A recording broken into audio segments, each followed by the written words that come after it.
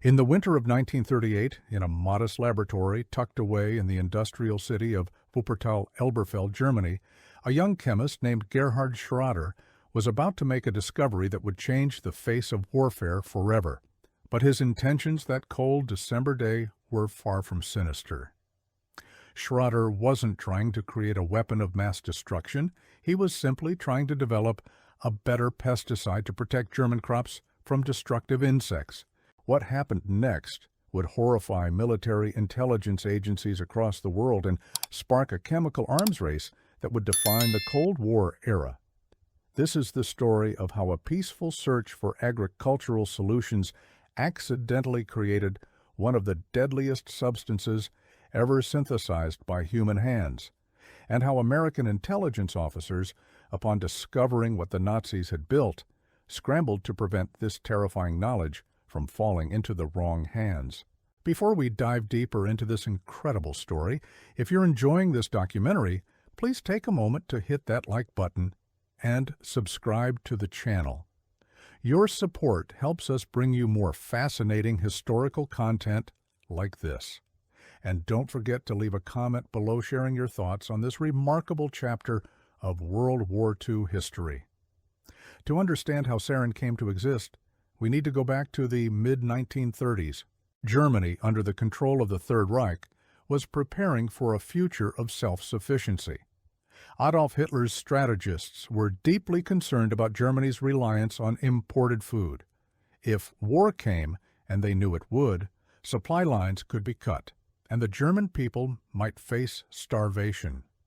The solution, they believed, lay in maximizing domestic agricultural production, and that meant dealing with the insects that were devastating German crops. Gerhard Schroeder was born on February 25, 1903, in the small town of Bortfeld, near Wendeburg, Germany. He was a bright young man who studied chemistry at Braunschweig University of Technology. By his mid-20s, he had landed a position at Bayer, which was then part of the massive German industrial conglomerate known as IG Farben. His assignment was straightforward: develop new and more effective insecticides. Schroeder was passionate about his work. He genuinely believed he was contributing to the fight against world hunger by protecting food supplies from destructive pests. Schroeder began experimenting with a class of chemical compounds called organophosphides. These compounds had an interesting property. They could interfere with acetylcholinesterase, an enzyme crucial for nerve function in insects. By inhibiting this enzyme, organophosphates could effectively disrupt the insect's nervous system, leading to paralysis and eventual death. It seemed like the perfect solution for pest control. But organophosphates were tricky to work with. They were volatile, reactive, and potentially dangerous. Schroeder knew this, but he pressed forward with his research. He tried various combinations, adjusting molecular structures, testing different formulations. Some showed promise, others were complete failures. He experimented with fluorine-based compounds, then sulfur-based ones. Nothing quite worked the way he hoped. Then, on December 23, 1936, Schroeder synthesized a new compound. He called it Preparation 9/91. It was an organophosphate that combined phosphorus with cyanide. On paper, it looked promising as a pesticide, but when Schroeder and his laboratory assistant began testing it, something went terribly wrong. A single drop of the colorless, odorless liquid fell onto the laboratory bench. Within minutes, both men began experiencing alarming symptoms. Their pupils contracted to tiny pinpoints, making it difficult to see. Their vision became blurred and darkened. A strange pressure built behind their eyes, as if someone were pressing against them from the inside. They began to sweat profusely. Their noses ran uncontrollably. Breathing became difficult, labored, as if their chests were being compressed. Schroeder realized immediately that something was catastrophically wrong. This wasn't just a mild exposure to a strong chemical. This was something far more dangerous. He and his assistant stumbled from the laboratory, gasping for air, their vision nearly gone. They were rushed to the hospital where doctors struggled to understand what had happened to them. For 3 weeks, Schrader and his assistant remained seriously ill. The symptoms persisted: severe difficulty breathing, continued vision problems, weakness throughout their bodies.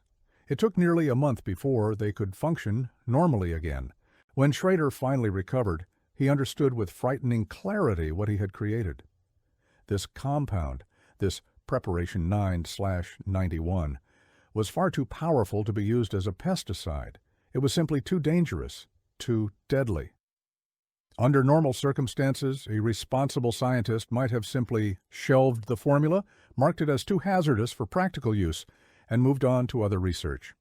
But these were not normal circumstances. This was Nazi Germany, and the Third Reich had other ideas about how to use Schrader's discovery. German law at the time required that any discovery with potential military applications had to be reported to the government. Despite his personal misgivings, Schrader had no choice. He reported his findings to the Wehrmacht, the German armed forces. Military scientists examined Schrader's compound and immediately recognized its potential. They didn't see a failed pesticide. They saw a weapon. The military researchers were impressed, almost excited. They gave the compound a new name, Tabun, derived from the German word tabu, meaning taboo or forbidden. It was a fitting name for such a dangerous substance. Schrader was ordered to continue his research, but now with a very different objective. Instead of protecting crops, he would be developing weapons to harm human beings. It was a bitter irony that would haunt him for the rest of his life. The discovery of Tabun sent shock waves through the German military establishment. They ordered Schrader to produce more of the compound for testing and evaluation.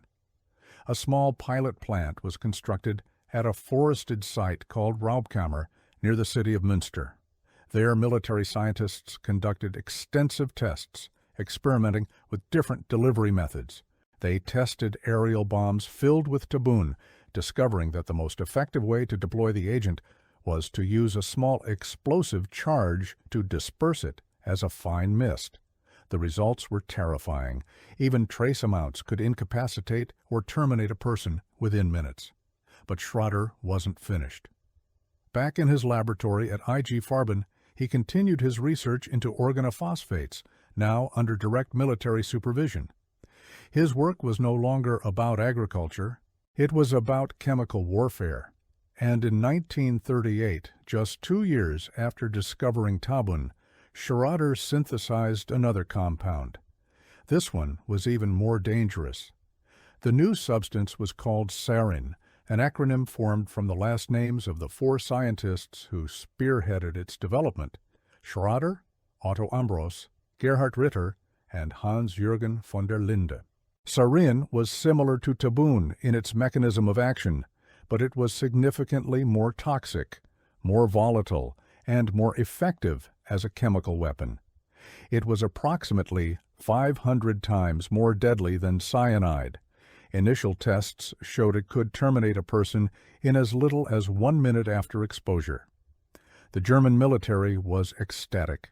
They had not 1 but 2 powerful nerve agents in their arsenal. These were weapons unlike anything the world had ever seen. Chemical weapons had been used in the First World War: chlorine gas, mustard gas, phosgene. But nerve agents were something entirely different. They were more lethal, faster acting, and harder to defend against. A soldier exposed to nerve gas wouldn't just suffer burns or lung damage. Their entire nervous system would shut down, leading to convulsions, paralysis, and a painful end. By mid-1939, as Europe teetered on the brink of war, the formula for Sarin was passed to the chemical warfare section of the German Army Weapons Office. They ordered that it be brought into mass production. Several pilot plants were constructed, and plans were drawn up for a massive production facility. The Third Reich was preparing to wage chemical warfare on an unprecedented scale. Construction of large-scale production facilities began almost immediately. The primary factory was built at De Herrnfurth, a small town about 40 kilometers from what is now Wrocław, Poland. This wasn't just a factory. It was a massive industrial complex dedicated entirely to the production of tabun.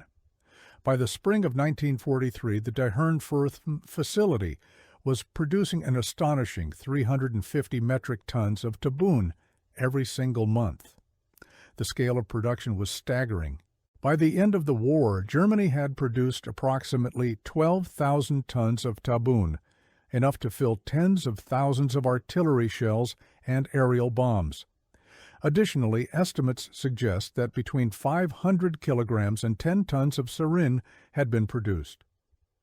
The Nazi regime had created an arsenal of chemical weapons that, if deployed, could have altered the course of the war. The conditions at Dihernfurth were nightmarish. The factory relied on forced labor, prisoners who were worked to exhaustion under brutal conditions. Exposure to tabun was common. Workers who came into contact with the nerve agent often suffered severe symptoms or passed away. Over the course of the war, hundreds of inmates perished from toxic exposure, overwork, disease, and malnutrition. Survivors described them as looking like walking corpses, skeletal figures moving through the factory like ghosts.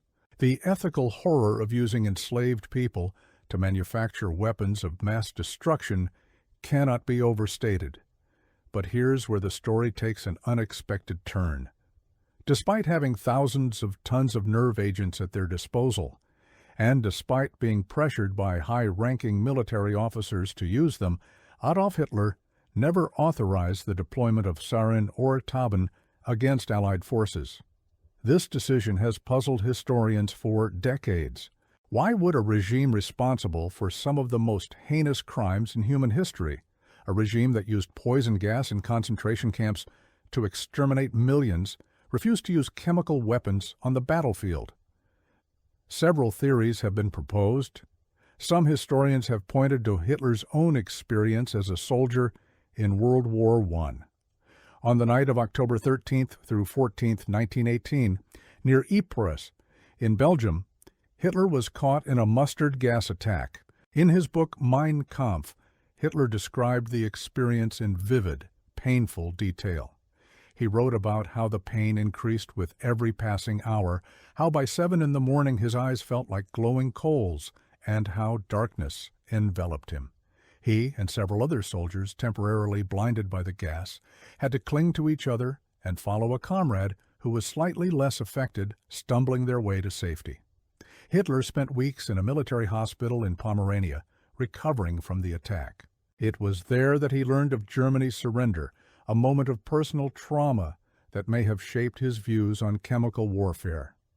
However, many historians dismiss this explanation as too simplistic. The idea that Hitler would object to using poison gas on the battlefield based on ethical grounds seems absurd when we consider that his regime was simultaneously using Zyklon B and other chemical agents to systematically exterminate millions in gas chambers. The inconsistency is glaring. Hitler had no moral qualms about using poison gas to eliminate those he considered undesirable. So why the reluctance to use nerve agents in combat? A more practical explanation relates to Germany's military strategy. The Blitzkrieg, or Lightning War, was the cornerstone of German military doctrine in the early years of World War II. It relied on rapid, coordinated attacks by tanks, aircraft, and infantry. Armored divisions would punch through enemy lines, bombers would provide air support, and infantry would follow quickly to secure the territory. The speed and coordination of these attacks were crucial to their success. Now imagine if German bombers dropped sarin-filled munitions on enemy positions. The nerve agent would contaminate the entire area, making it extremely dangerous, if not impossible, for German infantry to advance through that same territory. Sarin could persist on surfaces for hours, even days. German soldiers marching through a sarin-contaminated zone would need extensive protective equipment, which would slow them down and reduce their effectiveness. The very weapon designed to help them win would actually hinder their advance. This tactical problem may have played a significant role in Hitler's decision not to use nerve agents. But perhaps the most compelling explanation is fear of retaliation. Hitler and his military advisors were acutely aware that if Germany used chemical weapons, the Allies would almost certainly respond in kind. And while Germany had nerve agents, they had no guarantee that the Allies didn't have similar weapons. In fact, German intelligence had been led to believe, through various channels, that the Allies possessed their own nerve agents and were prepared to use them if provoked. This belief, it turns out, was completely false. The Allies had no idea that nerve agents even existed. Throughout the entire war, British and American scientists were unaware of the revolutionary chemical weapons that Germany had developed. This ignorance was partly due to successful German secrecy, but it was also the result of a fortunate accident. There's a fascinating story involving a German scientist who may have deliberately misled Hitler about Allied chemical weapons capabilities. According to some accounts, when asked about the possibility of Allied retaliation, this scientist told Hitler that Tabun and Sarin had appeared in international patents and were publicized, suggesting that the Allies must know about them and likely had developed their own versions. This was completely untrue. No such patents existed. The nerve agents were top secret, but this misinformation may have given Hitler just enough doubt to prevent him from authorizing their use. At the Nuremberg trials after the war, Nazi leader Hermann Göring was asked directly why Germany didn't use its chemical weapons, particularly during the Normandy invasion when they might have stopped the Allied advance. His answer was surprisingly practical. He explained that Germany's military was heavily dependent on horses for transportation. They didn't have enough gasoline to fuel all their vehicles, so horse-drawn carts were used extensively to move supplies and equipment. The problem was simple. They had never developed a gas mask that a horse would tolerate. If the Allies retaliated with chemical weapons after Germany used nerve agents, it would have immediately crippled Germany's ability to move supplies. Göring allegedly told his interrogators that the Allies would have won the war years earlier if they had simply used gas, not on German soldiers, but on German transportation infrastructure. British Prime Minister Winston Churchill had made his position clear. He was prepared to use chemical weapons, but only if Germany used them first. In February 1943, when British intelligence received reports that Germany might use gas against Soviet forces, Churchill wrote to his Chiefs of Staff Committee with a chilling message. He stated that if the Germans used gas on the Russians, Britain would retaliate by saturating German cities with gas on the largest possible scale. It was a clear deterrent, and it may have been enough to keep nerve agents off the battlefield. So throughout World War II, these massive stockpiles of Tabun and Sarin sat in warehouses and ammunition depots across Germany, loaded into shells and bombs, ready to be deployed at a moment's notice. But that moment never came. As the war turned against Germany, as Allied forces closed in from the east and west, the nerve agents remained unused. In early 1945, as defeat became inevitable, the German military faced a new problem. What should they do with all these chemical weapons? They couldn't let them fall into enemy hands, especially not the Soviets. Field Marshal Wilhelm Keitel issued a directive stating that nerve agent munitions, which are presumably not known to the enemy, must under no circumstances fall into his hands. The problem was how to move them. Germany's infrastructure was in ruins. Allied bombing had destroyed much of the railway network. Moving thousands of tons of nerve agent munitions was extremely difficult and dangerous.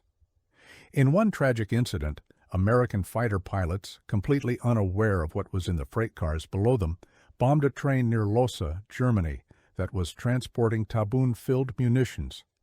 The shells exploded, releasing a cloud of nerve agent that drifted over the small town. 4 residents passed away within minutes from exposure. It was a preview of the devastation these weapons could have caused if used in combat. As Soviet forces approached the Firth factory in late winter 1945, the German military made desperate attempts to prevent the facility from being captured. They marched thousands of forced laborers off the compound, sending them into the freezing winter with little protection. Many didn't survive the cold. Those who did were often executed by German secret police to prevent them from sharing what they knew about nerve agent production. The goal was to eliminate everyone who had knowledge of the weapons. Despite these efforts, the Soviets discovered both the Tabun and Sarin production plants. When Soviet troops walked into the Firth complex, they found a fully operational nerve agent factory, along with technical documents, chemical formulas, and thousands of artillery shells filled with Tabun. The Soviets couldn't believe what they had found. They immediately understood the strategic value of this discovery. British and American forces were making similar discoveries as they advanced through Germany. At various sites across the country, Allied soldiers stumbled upon stockpiles of chemical munitions unlike anything they had seen before. Intelligence officers began collecting samples and documents, trying to understand what the Germans had created. When the first samples reached Allied laboratories in Britain and the United States, chemists and military scientists were shocked. Analysis revealed that these German nerve agents were vastly more toxic than anything in the Allied chemical weapons arsenal. The Americans and British had their own chemical weapons, primarily World War I-era agents like mustard gas and phosgene. But compared to Tabun and to Sarin, these older agents seemed almost primitive. Nerve agents represented a quantum leap in chemical warfare technology. The realization hit Allied intelligence agencies like a thunderbolt. The Germans had possessed weapons capable of causing mass casualties on an unimaginable scale, and the Allies had been completely unaware of their existence. If Hitler had chosen to use them, particularly in the early years of the war when Germany was winning, the outcome could have been catastrophic. The Normandy invasion might have failed. British cities could have been devastated. The entire course of the war might have changed. American and British intelligence officers immediately understood that they were in a race. The Soviet Union had captured the German nerve agent factories and was already beginning to dismantle them for transport back to Soviet territory. If the Soviets gained a monopoly on nerve agent technology, it would shift the balance of power in the emerging Cold War. The Americans and British needed to acquire this knowledge as quickly as possible. This led to one of the most controversial intelligence operations in history, Operation Paperclip. The program's goal was to identify, recruit, and transport German scientists to the United States before they could be captured by the Soviets or tried for war crimes. The operation officially began in July 1945, shortly after Germany's surrender, though preliminary planning had started even earlier. The most famous recruit from Operation Paperclip was Wernher von Braun, the rocket scientist who had developed the V-2 missile for Germany and would later play a crucial role in America's space program. But von Braun was just one of more than 1,600 German scientists, engineers, and technicians who were brought to the United States under this program. Among them were dozens of chemists who had worked on nerve agent development. One of the most significant recruits in terms of chemical weapons was Otto Ambros. Ambros was one of the 4 scientists whose names formed the acronym Sarin. He was a high-ranking IG Farben official, a member of the Nazi Party, and had been deeply involved in chemical weapons research. But his crimes went far beyond weapons development. Ambros had overseen the construction and operation of a synthetic rubber plant at Auschwitz, using prisoners from the concentration camp as slave labor. He had worked directly with the SS to acquire this workforce, and had been complicit in the conditions that led to thousands of losses. At the Nuremberg trials, Ambros was convicted of war crimes, specifically slavery, and mass involvement in serious harm. He was sentenced to 8 years in prison, but he didn't serve the full term. In 1951, after serving just 3 years, Ambros was released. And almost immediately, American intelligence operatives approached him with an offer. Despite his war crimes conviction, despite his role in the Holocaust, the United States wanted his expertise in chemical weapons. Ambros wasn't the only chemical weapons expert recruited. Gerhard Schroeder himself, the man who had accidentally discovered nerve agents, was captured by American forces and taken to Kransberg Castle in Hesse for interrogation. When American intelligence officers realized who they had, they immediately recognized the value of his knowledge. British intelligence also tried to recruit Schroeder, offering him a position developing chemical weapons in the United Kingdom. But Schroeder refused. In a letter declining the British offer, he wrote words that revealed his deep regret about what his discovery had become. He stated that he was glad to be fully engaged again in the field of plant protection, that his work during the war in the field of toxic substances never complied with his wishes. He continued, saying he would like to assist in improving nutrition, but not in inflicting new wounds. Schroeder returned to work at Bayer, where he continued his research into pesticides for the rest of his career. He passed away in 1990, having lived with the knowledge that his attempt to help feed the world had instead created some of the deadliest weapons ever made. Other German chemists were not as resistant to recruitment. Several were brought to Edgewood Arsenal in Maryland, the primary American facility for chemical weapons research and development. There they worked alongside American scientists to replicate and improve upon the German nerve agents. The knowledge they provided was instrumental in helping the United States develop its own stockpiles of Sarin and other nerve agents. The ethical questions surrounding Operation Paperclip are profound and troubling. The United States government knowingly recruited individuals who had been complicit in some of the worst crimes of the 20th century. To make this palatable, American intelligence agencies engaged in what can only be described as a whitewashing operation. They literally rewrote the biographies of these scientists, removing or downplaying their Nazi Party memberships, their SS affiliations, and their involvement in war crimes. President Harry Truman had explicitly ordered that no ardent Nazis or war criminals should be recruited under Operation Paperclip. But intelligence agencies circumvented this directive by creating false personnel files. They attached paperclips to the files of scientists they wanted to recruit, signaling to investigators that these individuals should receive only cursory background checks. The paperclip essentially meant, "Don't look too closely, this person is valuable to us." It's ironic and deeply disturbing that the operation took its name from this practice of covering up Nazi affiliations. The justification for Operation Paperclip was straightforward from a strategic perspective. The Soviet Union was recruiting German scientists, too. Their program, called Operation Osowiakim, was just as aggressive as the American effort. If the United States didn't recruit these scientists, the Soviets would. And in the context of the emerging Cold War, allowing the Soviet Union to gain a monopoly on German scientific expertise, particularly in areas like rocketry and chemical weapons, was seen as an unacceptable risk to national security.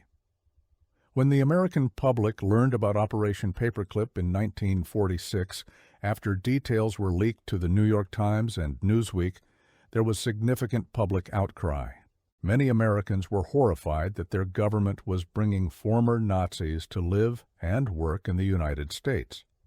Prominent figures, including former First Lady Eleanor Roosevelt, spoke out against the program. But the operation continued, justified by Cold War paranoia and the belief that technological superiority was essential to American security. The immediate consequence of the Allied discovery of German nerve agents was a chemical arms race that would last for decades. Both the United States and the Soviet Union poured enormous resources into developing, producing, and stockpiling nerve agents. In the early 1950s, NATO officially adopted sarin as a standard chemical weapon. Both sides of the Cold War amassed huge arsenals, enough to devastate entire populations. The irony of this situation is staggering. Nerve agents were accidentally discovered by a man trying to develop better pesticides. They were stockpiled by Nazi Germany, but never used in combat. And then, in the hands of the Cold War superpowers, they became part of the doctrine of mutually assured destruction that defined the second half of the 20th century. The threat of nerve agent attacks hung over the world for decades, a constant reminder of humanity's capacity to develop ever more efficient ways to harm itself. The legacy of sarin extends far beyond World War II and the Cold War. In 1988, Saddam Hussein's regime used sarin in an attack on the Kurdish city of Halabja in northern Iraq.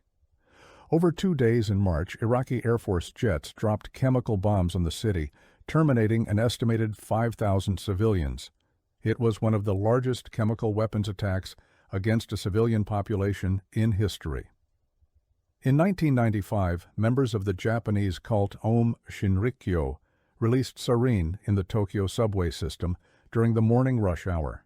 13 people lost their lives and thousands more were injured. The attack demonstrated that nerve agents were not just weapons of state militaries, but could be used by terrorist organizations with devastating effect. More recently, sarin has been used multiple times in the Syrian civil war. In April 2017, an attack on the town of Khan Sheikhoun resulted in over 80 losses, many of them children. The Organization for the Prohibition of Chemical Weapons investigated and confirmed that sarin had been used. These attacks, occurring decades after nerve agents were first discovered, show that the threat they pose has not diminished. The international community has attempted to prevent the proliferation and use of chemical weapons. The Chemical Weapons Convention, which entered into force in 1997, prohibits the development, production, stockpiling, and use of chemical weapons. It requires signatory nations to destroy their chemical weapon stockpiles under international supervision. As of today, most declared stockpiles have been destroyed, though concerns remain about undeclared weapons and the potential for covert production. The story of sarin's discovery raises profound questions about the relationship between science and ethics. Gerhard Schrader was not an evil man. He was a scientist trying to solve a practical problem, how to protect crops from insects. But his discovery was weaponized by a regime with no moral constraints. The question that haunts this story is whether scientists have a responsibility to consider how their work might be misused. Schrader clearly struggled with this question. His refusal to continue working on chemical weapons after World War II, his return to agricultural research, his statements expressing regret that his work had been used to inflict wounds rather than improve nutrition, all of these suggest a man who understood the terrible consequences of his discovery. But by the time he understood what he had created, it was too late to put the genie back in the bottle. The knowledge existed, and others would exploit it. The involvement of other scientists, like Otto Ambros, raises even darker questions. Ambros was not an accidental participant. He actively embraced the Nazi regime, profited from slave labor, and then, after being convicted of war crimes, went on to work for the United States developing the very weapons he had helped create for Nazi Germany. His story exemplifies the moral compromises that governments made in the name of national security during the Cold War. For American intelligence officers who first encountered German nerve agents, the discovery was both horrifying and galvanizing. They were horrified because they realized how close Germany had come to possessing an overwhelming military advantage. If Hitler had used these weapons, if German scientists had perfected delivery systems earlier in the war, if circumstances had been slightly different, the outcome of World War II might have changed dramatically. But the discovery was also galvanizing because it revealed a new frontier in weapons development. The Cold War was just beginning, and both superpowers were desperate for any advantage. Chemical weapons, particularly nerve agents, became part of the arsenal that each side developed to deter the other. The logic of deterrence held that if both sides possessed these terrible weapons, neither would dare use them for fear of retaliation. It was the same logic that governed nuclear weapons, and for decades it seemed to work. Nerve agents were produced by the ton, but after World War II, they were rarely used in major conflicts between powerful nations. The scientific principles behind nerve agents are relatively simple, which is part of what makes them so dangerous. They are organophosphate compounds that inhibit the enzyme acetylcholinesterase. This enzyme is crucial for nerve function because it breaks down the neurotransmitter acetylcholine after it has transmitted a signal between nerve cells. When acetylcholinesterase is inhibited, acetylcholine accumulates at nerve junctions, causing continuous stimulation of muscles and organs. The result is a cascade of symptoms: excessive salivation, tearing, sweating, muscle twitching, loss of bowel and bladder control, difficulty breathing, seizures, and eventually respiratory failure. The fact that the chemistry is relatively straightforward and that the precursor chemicals can sometimes be obtained for legitimate industrial purposes means that nerve agents remain a persistent threat. Governments and international organizations work constantly to track chemical precursors, monitor facilities that might be used for production, and prevent the proliferation of nerve agent technology. But as the Tokyo subway attack demonstrated, determined groups can sometimes acquire or synthesize these weapons. The story of Sarin also illustrates the unpredictability of scientific research. Schrader was working on one problem and accidentally solved, or rather created, a completely different one. This pattern of accidental discovery is common in the history of science. Penicillin was discovered when Alexander Fleming noticed that a mold contaminating his bacterial cultures was destroying the bacteria. The microwave oven was invented after a researcher noticed that a chocolate bar in his pocket melted when he stood near a radar device. X-rays were discovered when Wilhelm Röntgen noticed that a fluorescent screen glowed when placed near a cathode ray tube. But unlike these other accidental discoveries, which have primarily beneficial applications, the accidental discovery of nerve agents has caused immeasurable suffering. It's a stark reminder that not all scientific advances are benign, and that the path from laboratory curiosity to human tragedy can be short and terrifying. As we reflect on this history, it's important to remember the human cost. The thousands of forced laborers who worked in the De Hernfurth factory under brutal conditions, the 4 residents of Lhasa who passed away when that train was bombed, the 5,000 Kurdish civilians in Halabja, the 13 people who were just trying to get to work in Tokyo and were exposed to sarin in the subway, the victims in Syria, including children, who suffered and passed away from nerve agent attacks. Each of these people had lives, families, dreams. They were not statistics or casualties of war. They were human beings whose lives were ended by a weapon that should never have been created. The story of Sarin also serves as a cautionary tale about the dangers of militarizing science. When governments prioritize weapons development, when the quest for military superiority overrides ethical considerations, the results can be catastrophic. The Nazi regime forced Gerhard Schrader to weaponize his discovery. Operation Paperclip brought former Nazi scientists to America, overlooking their crimes because of their scientific knowledge. The Cold War saw both superpowers racing to develop ever more deadly chemical weapons. At each stage, ethical concerns were subordinated to strategic interests. Today, the threat of chemical weapons remains. Despite international treaties and monitoring efforts, there are still nations and groups that possess or seek to acquire these weapons. The technology to produce nerve agents is widely known. The Chemical Weapons Convention has reduced declared stockpiles, but it cannot eliminate the knowledge of how to make these weapons. That knowledge is permanent. It exists in textbooks, in scientific papers, in the minds of chemists around the world. The question is not whether people know how to make nerve agents, but whether they will choose to do so. Education and awareness are crucial.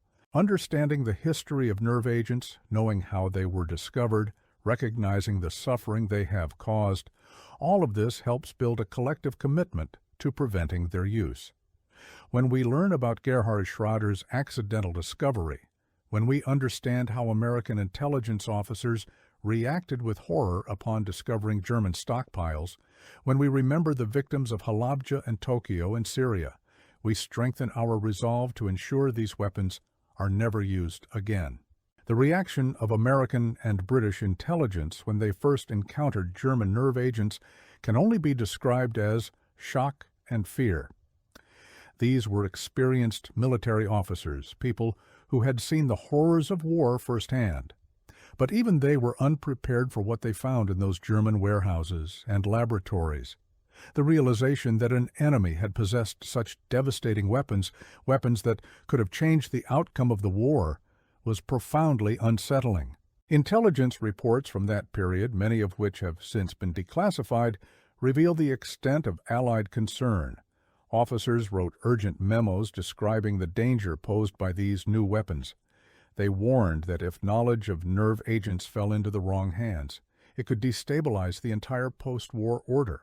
They recommended immediate action to secure all German chemical weapons, to interrogate every scientist involved in their development, and to begin American research programs to understand and potentially counter these weapons.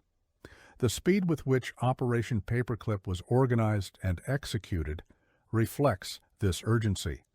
Within weeks of Germany's surrender, American intelligence teams were already identifying and recruiting key scientists. The process was hurried, sometimes chaotic. Background checks were cursory or fabricated. The usual bureaucratic processes were bypassed. The imperative was clear: get these scientists and their knowledge before the Soviets do. Soviet intelligence was equally active. When Soviet forces captured the Dyhernfurth factory, they immediately began documenting everything they found.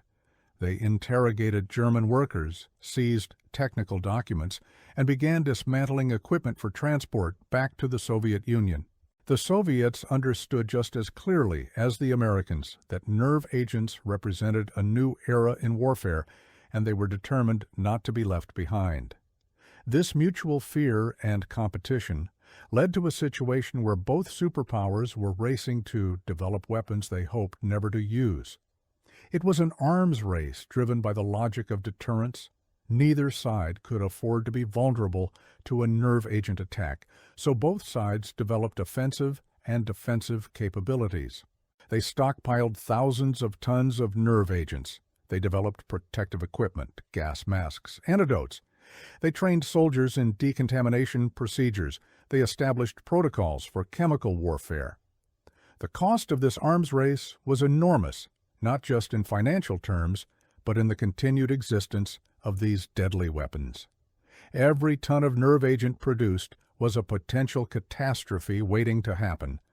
Accidents occurred, storage facilities leaked, workers were exposed, and the environmental consequences of eventually destroying these stockpiles have been significant and long-lasting. If you found this documentary informative and engaging, I encourage you once again to show your support by liking this video and subscribing to the channel.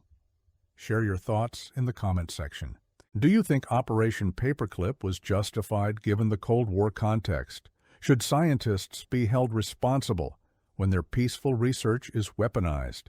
These are difficult questions, and I'd love to hear your perspective. The accidental discovery of Sarin by Gerhard Schrader stands as one of the most consequential moments in the history of chemistry and warfare. It demonstrates how scientific research, even when conducted with peaceful intentions, can have unintended and terrible consequences. It shows how governments can exploit scientific knowledge for destructive purposes, and it reminds us of the importance of international cooperation in controlling weapons of mass destruction. When American intelligence officers first understood what the Germans had created, their horror was justified. They knew they were looking at weapons that could devastate cities, terminate millions, and fundamentally alter the nature of warfare. The fact that these weapons were never used during World War II was, in many ways, a fortunate accident of history. If different decisions had been made, if Hitler had been more willing to risk Allied retaliation, if German military doctrine had been slightly different, the war might have ended very differently. The legacy of nerve agents continues to shape our world. International treaties attempt to prevent their proliferation. Intelligence agencies monitor for signs of their production. Scientists work to develop better detection methods and more effective antidotes. Governments maintain emergency response capabilities in case of chemical weapons attacks. All of this stems from that cold December day in 1938 when Gerhard Schroeder accidentally synthesized a compound that would change the world. As we conclude this documentary, it's worth reflecting on the broader implications of this story. Science is a powerful tool capable of improving lives and solving problems, but it can also be turned toward destruction. The responsibility lies not just with scientists, but with all of us, to ensure that scientific knowledge is used for the benefit of humanity rather than its harm. The story of Sarin is a reminder of what can happen when that responsibility is abandoned, when ethics are subordinated to military advantage, when the pursuit of power overrides human decency. The chemist who wanted to protect crops from insects ended up creating one of the deadliest weapons ever made. The intelligence officers who thought they understood the full scope of German military capabilities were shocked to discover they had been completely wrong. The superpowers that emerged from World War II immediately began a new kind of arms race, one involving chemical weapons of unprecedented lethality, and decades later, we are still dealing with the consequences of that accidental discovery in a German laboratory 87 years ago. The horror that American intelligence felt when they discovered Sarin was not just about the weapon itself. It was about what it represented, a new and terrifying capability, a weapon that could be produced in industrial quantities, that was nearly impossible to defend against, and that could cause mass casualties with frightening efficiency. It was about the realization that science had reached a new threshold in its ability to harm as well as heal. Today, as we face new challenges in chemical and biological research, as we develop new technologies that could be used for good or ill, the story of Sarin remains relevant. It reminds us to consider not just what we can do, but what we should do. It challenges us to think about the ethical implications of scientific research before it's too late to prevent harmful applications. And it underscores the importance of international cooperation in preventing the proliferation of weapons of mass destruction. The accidental creation of German nerve gas and the horrified reaction of U.S. intelligence upon discovering it is more than just a fascinating historical footnote. It's a cautionary tale about the dark side of scientific progress, about the moral compromises nations make in pursuit of security, and about the lasting consequences of weaponizing knowledge. It's a story that deserves to be remembered, studied, and learned from, so that we might avoid repeating the mistakes of the past. Thank you for watching this documentary. If you enjoyed this deep dive into one of World War II's most disturbing secrets, please remember to like, subscribe, and leave a comment below. Your engagement helps us continue producing high-quality historical content. Until next time, stay curious about history and never stop questioning the stories we tell ourselves about the past.